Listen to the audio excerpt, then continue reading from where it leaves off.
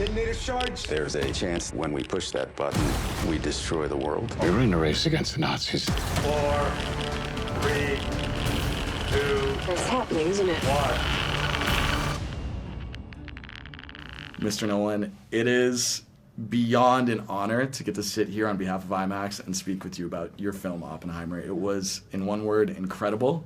And I could talk about that all day. That's been the one word that's been on my mind for like 24 hours. Thank you.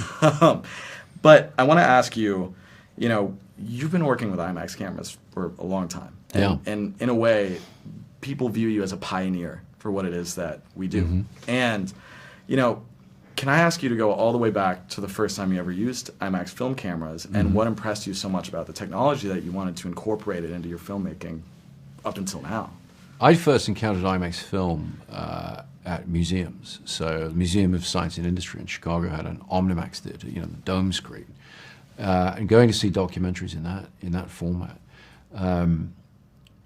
it really excited me about the idea of applying that technology to narrative fiction, to a large-scale motion picture.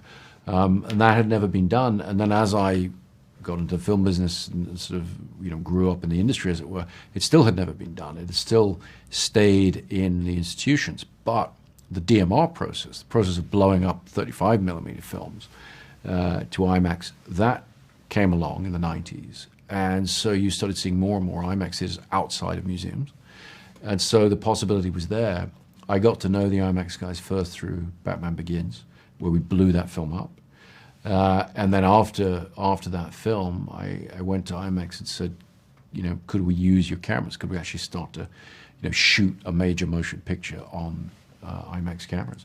We did a little test on the Prestige. We shot some of the visual effects using an IMAX camera just to see what that was like. And then The Dark Knight was the first film where we fully sort of unleashed the power of, you know, IMAX film cameras. And we haven't looked back. We've been doing it ever since.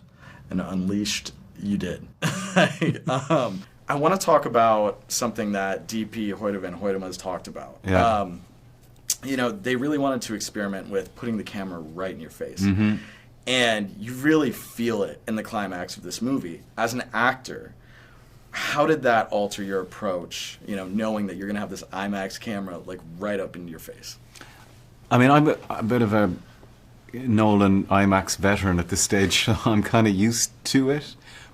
But this was the most intense use, or kind of for the actors certainly, of the IMAX. But again, you just get used to it. You know, you can't think like, oh, this is going to be 80 foot or whatever. And you can't think of it like that. I mean, they make a terrific noise, and you soon get used to that. But it becomes just another tool. What I couldn't. I remember on Dunkirk, I couldn't get over, like, Hoyte would have the IMAX camera on his shoulder on the boat. So he's a phenomenal DP. I think it also makes a lot of difference when the camera team you get very close with the camera team. I want to ask, how has your perspective of IMAX evolved in getting to work with Mr. Nolan?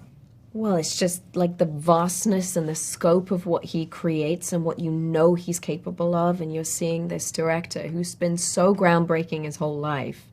I think maybe this is his most groundbreaking film, which encapsulates all of his talents and all of his like endless abilities. And so you need to experience it on an expansive scale. That's what he made it for. He sweat bullets for the audience to experience it this way. They invented IMAX black and white for certain this sequences, movie, you know, for this audience. So you've got it's- to go see it on the biggest screen possible. That's why he made it. Oh my God, you guys do my job for me. There you go. I don't even need to say anything. No, It's true, though. no, It's true. I agree 110%. I got to see it over at the 143 AMC Lincoln Square, and oh my God. Yeah. Like, your guys' faces, by the way, were like 80 feet tall. Too and it big, was- right? Way too big. Too big. Too big. It was incredible, though. Like, it really added to, like, the climax and just kind of, like, you know, could you talk about that as actors, knowing that you're going to have that IMAX camera, like, right up in your face? You try not to think about that. Try not to but think actually, about it. Hoyte, who operates, and he's also the cinematographer, he's somehow very unobtrusive, even with that giant IMAX camera. And I think because Chris creates, even at that scale, somehow such an intimate environment where you have such creative freedom. and you're kind of hanging around, talking to each other, working out how you're going to do it, and suddenly Hoyte has the camera on his shoulder, and you're going, and it doesn't feel so precious, and kind of, it feels kind of intimate and there's nothing natural. declamatory about Chris. He's like, all right, we're going to do this now, we're going to go over there, we're going to do that. And everything is very British and very calm, like there's no chaos, you know. And even when he's happy, he goes, yeah, good, happy, all right, moving on. Like, it's just, everything is very normalized, and he creates a normalized environment for everyone. So everyone's got kind of wings of freedom the whole time. It's really something else. Yeah, it's very, nobody's pulse ever gets raised on it. It's very, very cool. Your DP has Hoyte van Hoytema has talked about how with this film you really explored using the IMAX camera so up close in the intimate moments. And, you know, I heard that before seeing the film and was like, okay, well, you know, we've seen elements of this. But then I realized, no, we haven't. Like, in the way that you did it with this film, could you talk about that? Because that, to me, was one of the first things that stuck out in my mind. Hoyte and myself, we knew from experience that when we came to Oppenheimer with the IMAX format, we were going to be able to capture the wide vistas. New Mexico, the Trinity test, these large-scale things. But what we talked about a lot, and what Hoyte really immersed himself in trying to figure out, is how can this format work? What can it bring to us in terms of the intimacy with the characters? Can we take this camera and use it to get the audience right into Oppenheimer's head? I had written the script in the first person. I this, I that, you know. I was indicating to everybody involved in the production that we're going to be in Oppenheimer's head. That's what's important. And so IMAX lets the screen disappear. You know, it lets you immerse yourself in whatever's in front of that camera.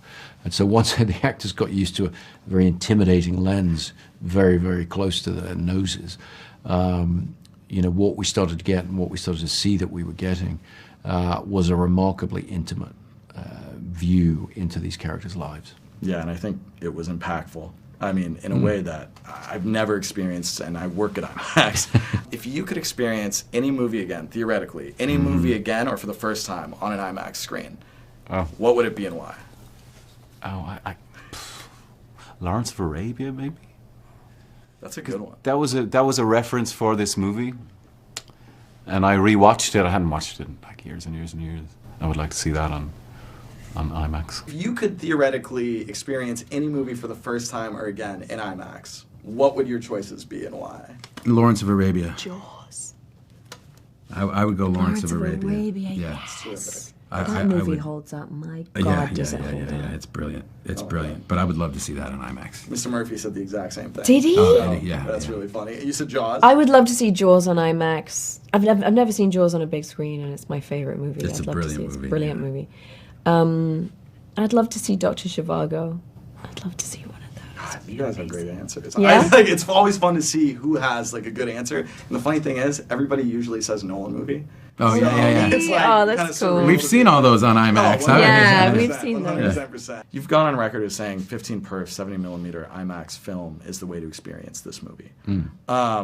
You know, could you talk about how that elevates the experience and really just is so impactful? IMAX 70mm 15 per film is the highest quality imaging format that's ever been devised.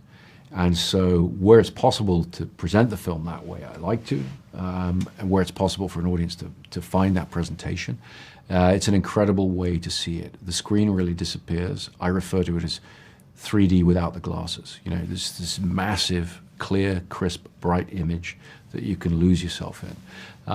But the other versions of the film that we're able to derive from the IMAX negative as a mastering format, second to none, incredible, right down to ultimately home video and, you know, people watching on their phones or whatever. The quality trickles down. We're starting with a really wonderful medium for capturing information and beauty, and then we're adapting it to all the different presentations. But where it's possible for people to find an IMAX film presentation, that's a very special way of seeing the film.